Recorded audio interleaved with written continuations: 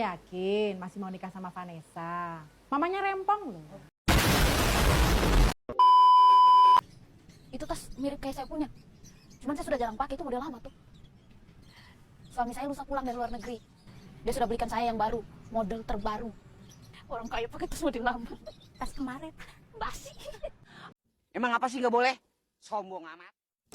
What's that girl trying to prove? What, she think a little makeup and a new haircut's gonna make her less ugly?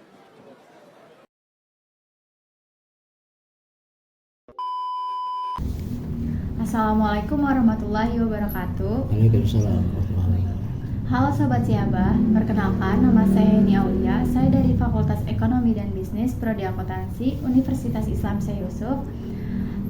Di sebelah saya ada dosen saya, Abah Abdillah Sani, dan di sebelah kiri saya Alvina Nadia Numaira. Di podcast kali ini kami akan membahas materi tentang sikap kritis berbeda dengan sikap nyinyir. Oke. Saya ingin bertanya, bagaimana sikap kritis dapat berkontribusi terhadap kemajuan ilmu pengetahuan, dan sedangkan sikap nyinyir tidak dapat mendapatkan kemajuan di ilmu pengetahuan, dan berikan contoh studi kasusnya, Bah. Ujian ini mana? Berikan contoh. Oke. Oke, baik, Bah. Saya ingin bertanya ke Abah mengenai pendapat Abah. Apa sih sikap kritis menurut Abah itu, dan perbedaannya dengan sikap nyinyir menurut Abah, dan contohnya tuh apa aja, Bah, yang di kehidupan sehari-hari? Oke, sikap kritis dan sikap nyinyir ya. Zaman sekarang ini sangat banyak tuh berseliweran di media sosial ya. Sikap nyinyir dan sikap kritis itu jelas sangat berbeda, baik secara substansi maupun secara prakteknya. Kalau yang namanya sikap kritis itu biasanya kita mengkritisi suatu masalah, kita menelaah masalah tersebut, lalu kemudian di dalam prakteknya kita melihat adanya sesuatu yang tidak semestinya, ya, dimana kemudian karena kita menilai itu prakteknya tidak semestinya, hasil dari apa yang kita kritisi itu menjadi tidak maksimal. Berarti sikap kritis itu adalah kita mengomentari, kita mengkaji satu masalah, lalu kemudian menemukan kelemahannya, dan kita keluar dengan saran perbaikan. Ya kan? Oleh karena itulah maka sikap kritis itu pastinya berkontribusi terhadap kemajuan. Karena apa? Karena kan yang namanya manusia kan tidak ada yang sempurna. Ya kan? Adanya kritik, adanya sikap yang mengomentari, sepanjang itu memang diniatkan untuk melakukan perbaikan, penyempurnaan, tentu positif, bagus gitu. Karena ada dasarnya gitu. Anda melihat suatu katakanlah perbuatan atau suatu kebijakan yang diambil oleh para pemangku kepentingan, para pejabat, ya, yang tidak prosedural gitu, yang tidak sesuai dengan ketentuan yang semestinya gitu. Dan Anda yakin akibat penyimpangan itu nanti akan ada timbul hal-hal negatif, ya. Maka Anda berusaha untuk meluruskan kebijakan tersebut supaya dibenahi, supaya hasilnya menjadi lebih optimal. Kebijakan publik itu kan pastinya untuk kepentingan rakyat, ya kan. Kalau sifatnya dia tidak optimal atau sifatnya malah negatif, kan bukannya manfaat yang akan diterima oleh masyarakat, malah mudarat, malah kejelekannya nanti. Maka menjadi kewajiban bagi kita untuk melakukan koreksi. Artinya berarti sikap kritis itu positif, konstruktif, membangun. Ya, pendapat bisa beda-beda antara kita dengan si pejabat yang punya kebijakan. ya dia melakukan sesuatu dengan langkah apa, kemudian kita menganggap itu kurang tepat. Berarti kritik itu nggak mesti kita itu menganggap diri kita yang paling benar sih. Karena apa? Apalagi itu kebijakan publik, kan sangat mungkin nanti akan dikritisi bukan hanya oleh si A tapi si B, si C, si D, yang mungkin satu sama lain beda-beda, ya kan? Ya, tergantung bagaimana pendapat masing-masing, kepentingan masing-masing. Oleh karena itu dulu Presiden RI ketiga itu Pak Habibie, dia mengomentari semua orang yang mengkritisi dia, cuma mengatakan bahwa saya tidak bisa menari dengan gendang yang ditabuh dengan irama berbeda dari orang-orang lain, ya kan? Artinya si A mungkin menabuhnya dengan gendang dangdut, irama dangdut, ya kan? Si B menabuh dengan genderang irama pasukan, lagi baris, ya kan? Si C kemudian menabuh gendangnya dengan irama bosas, ya otomatis bingung yang nari, ya kan? Yang menari jadi bingung mau ngikutin yang mana nih, yang satu bilang dangdut, satu kemudian pasukan lagi berbaris, kemudian satu lagi bosas, dan mungkin banyak lagi yang lain-lain dengan irama yang beda-beda. Nah, makanya kemudian Pak Habibie dulu cuma mengatakan saya tidak mungkin memuaskan semua pihak. Saya tidak bisa menari dengan irama gendang yang ditabuh dengan irama berbeda-beda gitu. Tapi memang dia konstruktif ya sifatnya kritis itu, karena mungkin namanya kita manusia diingetin oleh orang lain bahwa ini kurang ini nih, mestinya kan begitu.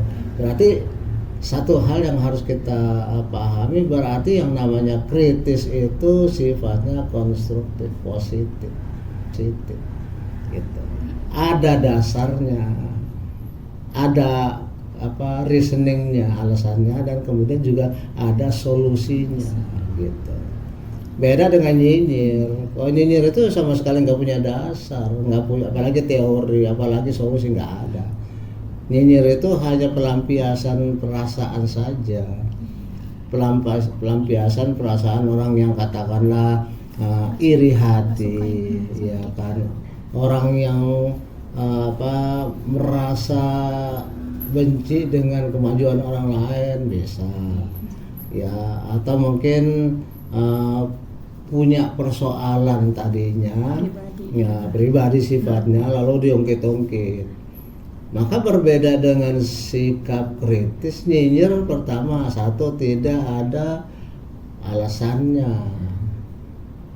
subjektif, yaitu tadi cuma nggak senang aja, cuma benci aja, cuma marah aja, cuma dendam saja, subjektif sifatnya, dan dia tidak punya dasar teoritis otomatis. Ya kalau dia mengkritik seseorang tapi dengan sikap nyinyir, berarti nggak ada dasarnya. Otomatis sikap nyinyir itu tidak mungkin ada solusi yang disampaikan, tidak ada. Beda dengan kritis kan harus menyampaikan solusi. Apa saran kita ya untuk memperbaiki situasi? Kalau nyinyir tuh hanya sekedar dumel aja, sekedar pelampiasan nggak senang aja gitu.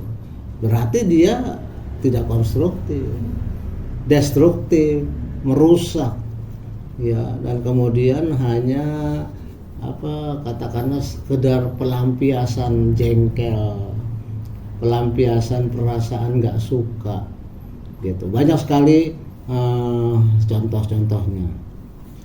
Misalnya yang sering kita baca di TikTok banyak banget tuh. Ya, ada yang mengatakan bahwa bilangnya sekolah di UGM, terus dulu gelarnya DRS, Dr. Andes. Pindah ke Jakarta kok berubah jadi insinyur. Ya, apa dasarnya? Gilani katanya. Ya kita harus lihat dulu, emang bener Pak Jokowi pernah ngaku Dr. Andes? Kan mungkin nggak ada dasarnya, asal ngomong aja tuh orang. Pernah nggak Jokowi mengaku diri sebagai Dr. Andes kan gitu? Di sini kita ngelihat emang ada masalah yang disampaikan kan enggak? sarannya apa? Nggak ada saran, ya kan? Cuma sekedar kesel aja. Banyak sekali, terutama dari kaum yang merasa tidak suka dengan Pak Jokowi, ya kemudian menyampaikan unek-uneknya mungkin karena iri. Masa Wapres kerjanya cuma bagi-bagi sembako gitu. Ada juga bagi-bagi susu, bagi-bagi sembako gitu. Atau apalagi misalnya presiden masa bahasa Inggrisnya kayak gitu, harusnya kan internasional. Itu kan masalah kecil. Pak Harto aja 32 tahun jadi presiden, ketika Anda mau menemui tamu asing atau beliau yang pergi kemana gitu, nggak pernah pakai bahasa Inggris, pakai bahasa Indonesia. Sebelahnya ada interpreter, ada juru bicara yang tukang menerjemahkan. Kan sebenarnya masalah kecil aja itu. Apalagi dunia modern sekarang ini, kita ngomong bahasa Indonesia, halayak kita katakanlah orang Inggris, kan ada aplikasi-aplikasi yang kemudian langsung menerjemah. Kayak sekarang aja nih kita ngomong nih, saya belum nemu sih terus terang aja aplikasi itu. Saya ngomong bahasa Indonesia, Nadine misalnya datang dari bahasa lain, ya kita sama-sama buka aplikasi itu. Saya ngomong bahasa Indonesia, keluar di situ bahasa dia, bahasa kamu. Baliknya juga begitu, kamu ngomong bahasa kamu, keluar di saya bahasa Indonesia. Udah gak ada masalah sekarang. Pernah nggak lihat aplikasi itu? Ada, tapi saya nggak tahu sih nama aplikasi. Tapi suka lewat gitu, kayak misalnya orang punya teman dari luar negeri gitu. Terus habis itu saya dari Amerika, saya dari Indonesia, itu langsung terjemah gitu loh, Bah. Tapi saya nggak tahu itu aplikasinya apa. Iya, berarti kan memang ada kan? Nadine pernah lihat juga? Pernah sih, Bah. Sama yang kayak Hendy kasusnya gitu. Aplikasinya ya belum nemu juga sih. Iya, itu sebenarnya penting itu, terutama kalau kita berfungsi sebagai katakanlah pegawai yang berurusan dengan orang-orang asing ya. Kan itu juga pasti bukan hanya bahasa Inggris. Iya, banyak bahasa dari China bahasa juga ada. China, Jepang, Arab, Italia dan sebagainya. Itu kan mempermudah komunikasi ya. Pak Harto nggak pernah tuh pakai bahasa Inggris ngomong. Biarpun beliau bicara di PBB, bicara di Inggris, bicara di Italia, dimanapun sebagai presiden kan pasti beliau harus sana kemari kan, atau menerima tamu dari mana-mana. Nggak pernah tuh. Kalau nggak pakai, kalau dulu mungkin aplikasi itu kan nggak ada. Nggak mungkin ada dulu. Ya makanya pakai juru bicara. Jadi biasa begitu tuh. Pak Harto ditemani sama juru bicaranya, terus tamunya. Jadi selalu tuh ada tuh juru bicara. Sampai kita dulu generasi saya tahu proses, ini juru bicara, tapi saya lupa namanya siapa itu. Selalu begitu, jadi nggak ada masalah. Yang penting kan beliau tuh mampu memimpin negara. Jadi kalau cuma masalah, seorang presiden tuh harus bisa cus bahasa Inggris. Ya kalau gitu pilih aja sarjana dari UNES yang jurusan bahasa Inggris. Sastra Inggris kan FK ada banyak gitu kan. Presidennya pilih aja Bu Aisyah Ratnasari. Iya kan, karena beliau dosen bahasa Inggris kan gitu. Jadi itu hal kecil, itu nyinyir itu. Nggak ada ininya, nggak ada dasarnya, dan kemudian apa solusinya, kan hanya masalah kecil saja. Ya. Dalam pergaulan sehari-hari kira-kira sikap nyinyir itu kan beda dengan yang tadi ya. Kalau usil mah karena akrab, terus kemudian persahabatan aja. Kalau kamu menerima sikap nyinyir gimana? Pernah nggak dapat sikap nyinyir dari temen? Banyak. Pasti gantian deh dari Opi sama Dinda ya. Kalau saya ya, Bah, sikap nyinyir itu ya banyak lah ya, Bah. Siapa tuh, Opi sama Dinda gantian? Bukan di lingkungan. Biasanya tuh bukan teman dekat, Bah. Iya, kalau teman dekat tuh lebih ke ngedukung gitu. Iya, kalau misalkan itu ya yang nggak kita kenal, tapi mereka tuh nggak suka gitu sama kita gitu loh, Bah. Terus banyak juga di lingkungan rumah kan, Bah, yang nggak suka. Misalnya saya ambil contohnya gimana? Contohnya ya misalkan kayak saya tadi, anak nabi senangnya pakai rompi, tahan peluru nggak tuh? Iya. Kita bukan nyinyir. Kalau gitu itu ya. bukan nyinyir nggak sih, Bah, lebih ke yang merhatiin dia lebih suka pakainya ini. Kalau gitu, nyinyir itu lebih ke apa yang kita raih itu dia tuh nggak suka gitu sama kita loh bah. Terus merasa tuh diri dia tuh lebih baik daripada kita gitu loh bah. Misalnya ini apa, nanti pernah dapat tuh warisan. Iya, orang pada nggak senang gitu. Apa yang pernah kamu dapat sehingga orang lain pada nyinyir? Kalau itu sih belum pernah ya bah ya, cuma banyak aja gitu loh bah yang saya dengar dari orang lain gitu. Ini Mungkin apa? Henny ada. Banyak mbak, kayak misalnya saya pernah ngerjain tugas nih, misalnya saya tahu duluan misalnya dibanding teman saya, terus teman saya tuh ya bilang kayak bukan itu jawabannya, yang jawaban tuh yang ini yang benar, padahal saya udah di-ACC sama guru saya kalau jawaban saya tuh udah benar, cuman dia tuh nggak mau kalah dari saya gitu loh bah. Dia belum diperiksa. Belum, tapi dia udah bilang kayak bukan kayak Jadi gitu merasa jawabannya. dirinya tuh benar Iya, bah. selalu benar gitu loh bah, padahal dia nggak tahu, Belum tentu juga jawaban dia tuh benar gitu. Intinya dia nggak mau kalah gitu loh bah, padahal nggak ada ngerasa saingan gitu, cuman emang dia tuh nggak mau punya saingan, nggak mau ada yang ngalahin dia gitu. Biasanya sikap nyinyir itu mengganggu persahabatan. Mengganggu banget, soalnya kalau kayak gitu kan seharusnya kalau teman tuh saling dukung ya bah ya, kayak itu kan jatuhnya sekalian aja, kalau nggak apa namanya, Jadi nggak usah tuh temenan gitu. bertemannya tuh nggak apa namanya, nggak baik gitu loh bah. Jadi saingan kan kalau kayak Iya. gitu, kayak misalkan kita deket nih, saya sama Henny, terus si Henny tuh merasa iri ke saya karena nilai saya lebih tinggi Iya. dibanding Henny, seperti itulah bah kurang lebihnya. Artinya kesimpulannya kalau nyinyir itu lebih banyak negatifnya ya. Iya betul banget bah.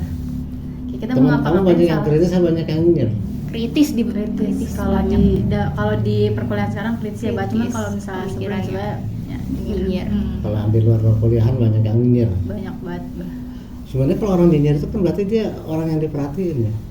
Seharusnya kamu seneng dong diperhatiin. Tapi mengganggu bah. Risih sih bah, Iya, kayak bah. lebih ke risih. Kayak kita nggak ngapa-ngapain nih, tapi dia kayak ngurusin hidup kita banget gitu. Masa sih? Iya Iya bah. dong bah. Kayak kita ngapa-ngapain, dia kayak misalnya saya punya HP baru, misal, lu punya HP baru ya, terus habis itu udah ganti aja gitu, terus Itu dari mana gitu? iya duitnya dari mana, emang Nyicil kerjanya ya, apa gitu kan, misal kayak saya aja nggak pernah nanya-nanya loh kalau misalnya dia tuh ada apa yang baru atau kayak gimana, kayak misal kamu pakai baju baru belinya di mana, kok bisa sih gitu, pokoknya semuanya apapun yang kita pakai, apapun yang kita punya tuh pasti dia kayak selalu Usil aja. usil gitu apapun. HP kamu baru ya, pantesan kemana si Nadine hilang gitu. Nadine hilang HP-nya. Kok Nyuri ini dong. baru? Iya, ya namanya orang apa nyinyir kan ada aja. Iya, Ada. dia nggak tahu apa sih kejadian yang sebenarnya, cuman emang ya udah asal ngomong Banyak aja. di WA group itu yang suka nyinyir ya, terutama kepada pemerintah gitu. Banyak juga sih. Ngomong macam-macam padahal apa ya? Mereka tahu apa sih gitu loh. Kalau kita pikir kita dapat informasi dari mana? Dari medsos juga kan. Iya betul. Emang dapat dari mana? Dari A1. Emang punya teman di lingkaran A1? Kan nggak mungkin. Ya kan? Pasti kita juga dapat dari medsos. Terus kita komentarin macam-macam. Tangkap Jokowi, bunuh Jokowi, gantung Jokowi. Tahu masalah gua kagak, kayak pernah dirugis Jokowi secara langsung aja. Kan kita nggak tahu apa-apa. Kita juga dapatnya dari media sosial. Kemudian kita main share begitu aja. Hati-hati. Sekarang kita kena undang-undang ITE, kayak kemarin tuh anak-anak mahasiswa yang terpancing emosi, kemudian naik mimbar, naik panggung, karena apa emosinya dia ngata-ngatain Prabowo macam-macam. Itu kan bahaya kayak gitu tuh. Ya kan, makanya saya mengadakan kegiatan seperti ini sebenarnya saya ingin bahwa satu, mahasiswa itu menghadapi suatu kasus. Oke, terus kemudian memahami kasus dengan cara mendiskusikan, memahami masalahnya secara lebih mendasar. Kemudian juga nanti selanjutnya mahasiswa itu mampu berdiskusi untuk mencari solusi. Ya, itu sebenarnya. Tapi saya lihat bahwa ketika topiknya berat-berat, ini diskusi nggak lancar nih biasanya. Banyak diemnya nih. Mungkin yang dulu-dulu kan begitu kan, diskusinya dengan topik yang berat akhirnya pada nggak lancar. Tapi kalau ngomongnya tentang yang ringan kayak gini, tentang nyinyir, tentang sikap kritis, tentang usil, itu kan sehari-hari. Iya. Yang penting bagi saya itu mahasiswa itu please mencoba untuk berani speak up. Jadi jangan kita tuh main speak up aja kayak mahasiswa itu, tapi kemudian nggak ngerti apa-apa, karena jadi bahaya. Ya kan, main macam-macam ngomong gini-gini gitu udah ngerti kan? Ya kan, akibatnya jadi bahaya. Ketika jadi masalah hukum kan otomatis dia nggak bisa nggak bisa ngalir lagi. Ya. Mendingan kita berani bicara. Sekarang ini yang saya ambil adalah udahlah, yang penting mahasiswa berani ngomong aja. Jangan salah loh, cuman ngomong seperti ini aja banyak yang gugup. Masih mending kalau kelompok kamu 1-2 ini lancar. Ada yang opening closing aja bolak-balik ulang lagi karena nggak bisa, karena kebingungan, karena grogi. Masa cuma opening aja grogi, closing aja grogi ya, tapi karena nggak pernah public speaking ya jadi seperti itu. Jadi ini cara saya untuk memulai mahasiswa berani bicara, tapi bicara yang ada dasarnya, bukan bicara yang asal-asalan. Oke? Untuk mencari tahu, untuk punya kerangka cara kita berpikir. Kerangka berpikir itu metode untuk mencerna informasi dan menindaklanjutinya. Kerangka berpikir itu disiplin untuk bertanya, kemampuan untuk menggali atau memeriksa konteks sebelum melakukan penilaian. Sekiranya demikian aja. Terima kasih, bisa ditutup. Baik, itu dia podcast yang kita bahas. Kesimpulannya yaitu perbedaannya dengan sikap kritis dengan nyinyir itu sangat beda ya. Karena kalau sikap kritis itu ada faktanya, sedangkan nyinyir itu tidak ada faktanya dan itu hanya subjektif. Dan itu dia. Terima kasih. Assalamualaikum warahmatullahi wabarakatuh.